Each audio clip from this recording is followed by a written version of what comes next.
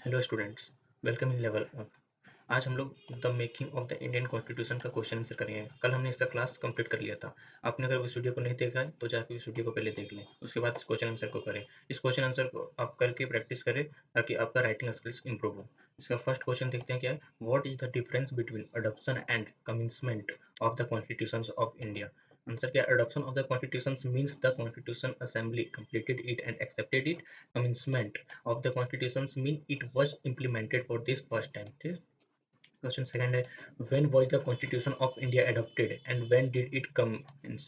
The constitution of India adopted on 26 November 1949 and it commenced on 26 January 1950. ठीक है। इसी तरह क्वेश्चन थर्ड है, how was the government of India act 1935 different from the earlier acts? इसका आप answer देख लें। अब इसको पॉज करके सारे आंसर को नोट डाउन कर लें। ठीक है, देखिए यहाँ तक है आंसर कंप्लीट। फिर क्वेश्चन फोर है, what did the Nehru report recommended.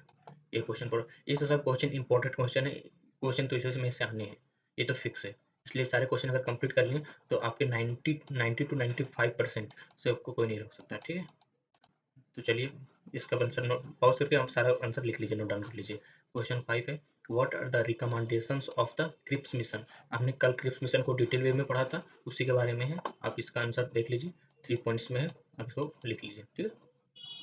Question six है, what were the recommendations of the cabinet mission.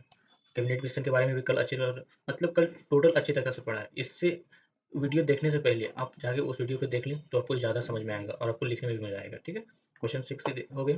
Question seven है, how was the social diversity reflected in the composition of the constituent assembly. ठीक है, आप इसका answer लिख लीजिए।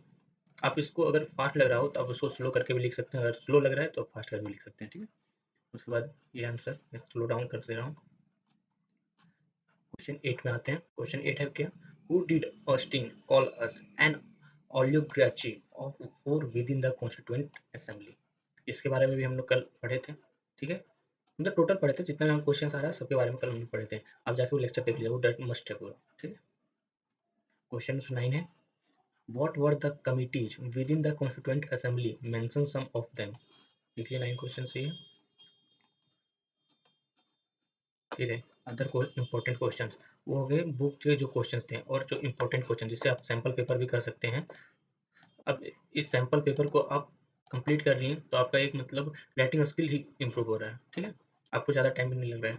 Question फिर इसमें फर्स्ट क्या है, mentions of provisions which became operative after the constitutions as adopted on 26 November 1949। ठीक है। फिर क्वेश्चन सेकंड है, what were the provisions made under government of India act 1858। देख लीजिए।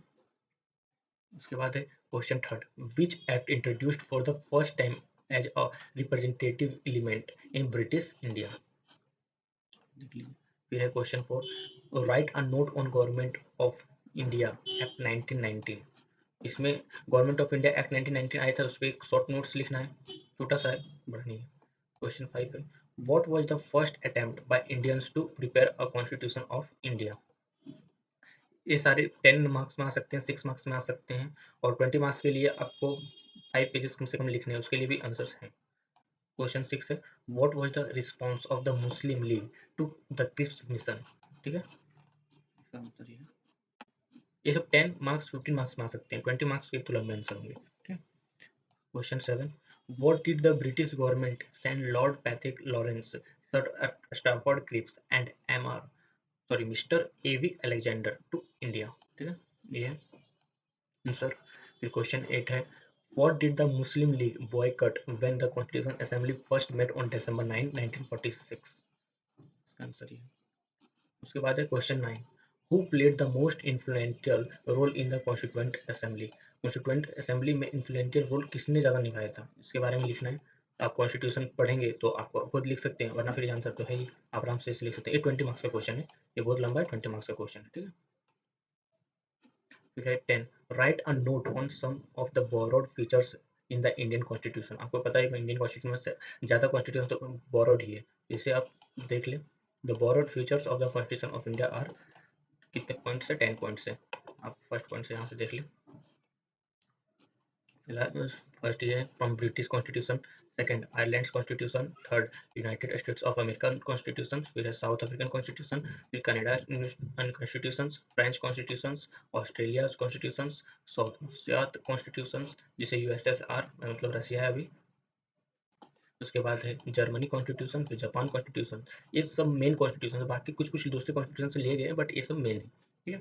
क्वेश्चन 11 है write a note on the Cripps mission. Cripps mission पहले भी हम लोग पढ़े और ये भी क्रिप्स मिशन है। ठीक है, आप क्रिप्स मिशन को अच्छे से पढ़ लें क्योंकि इससे बहुत सारे क्वेश्चन आ चुके हैं और आएंगे भी। ठीक है, फिर ये हुए आंसर्स, ये शॉर्ट आंसर है, 6 नंबर के आंसर है। क्वेश्चन 12 है what was the significance of the government of India act 1935। Act Indian act government of India act 1935 बहुत ज़्यादा इंपॉर्टेंट है, आपको इसको पढ़ने पड़ेगा। ठीक है, इसे देख लीजिए। Question 13 why was constituent assembly formed, how was it formed. ठीक है, ये है, आप इसको नोट डाउन करते जाइए पॉज करके। ठीक है, question 14 when was the constituent assembly held its inaugural session, इसके बारे में लिखना है, सब शॉर्ट नोट्स। क्वेश्चन 15 है name some of the important committees formed by the constituent assembly to discuss various subjects. Question 16 है when was the draft constitution published. अब draft constitution publish, इसके हेड थे कौन से आपको पता ही होगा, चेयरमैन डॉक्टर भीमराव अम्बेडकर इसके चेयरमैन थे। ये सब क्वेश्चन आपको बहुत इजी लगेंगे अगर कल का क्लास आप कर लें तो। क्वेश्चन 17 है why do you believe the Indian constitution is unique. Indian constitution कैसे यूनिक है, क्यों बिलीव करते हैं आप, इसके बारे में कुछ लिखना है। शॉर्ट नोट, सारे शॉर्ट नोट से ज़्यादा इसमें आपको लिखना है। अगर इतना भी अगर आप लिख दिए तो आपको अच्छे मार्क्स मिल जाएंगे, और अगर सब याद कर लिए तो इतना फिक्स है कि 90% से कम तो आना ही नहीं है। Question 18 how did the universal suffrage was included the Indian constitution, के बारे में लिखना है यहाँ तक। Great. Question 19 what were the views of opinion leaders of the Indian national movement on the separate electorate, इसके बारे में लिख लीजिए। फिर क्वेश्चन 20 है what do you understand by democracy, what are the advantage of democracy over the forms of government. ये देखिए 20 number का क्वेश्चन है, ये इतना अगर आप लिख दिए तो आपका नंबर तो फिक्स है पूरा आना, यहाँ तक है। Question 21 distinguish between procedural and substantive democracy, इसके बारे में लिखना है। फिर ये सारे 20 मार्क्स के क्वेश्चन आने लगे हैं, देख लीजिए।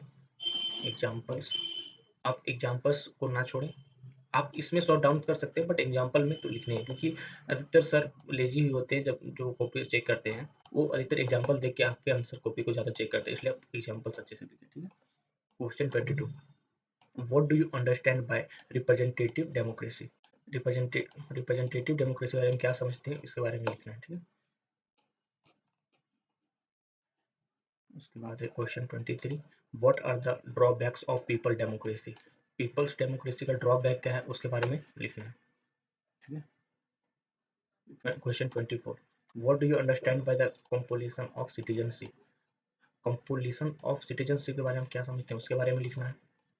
ठीक है, उसके बाद है question 25 what are the challenges before democracy proportion in the international affairs.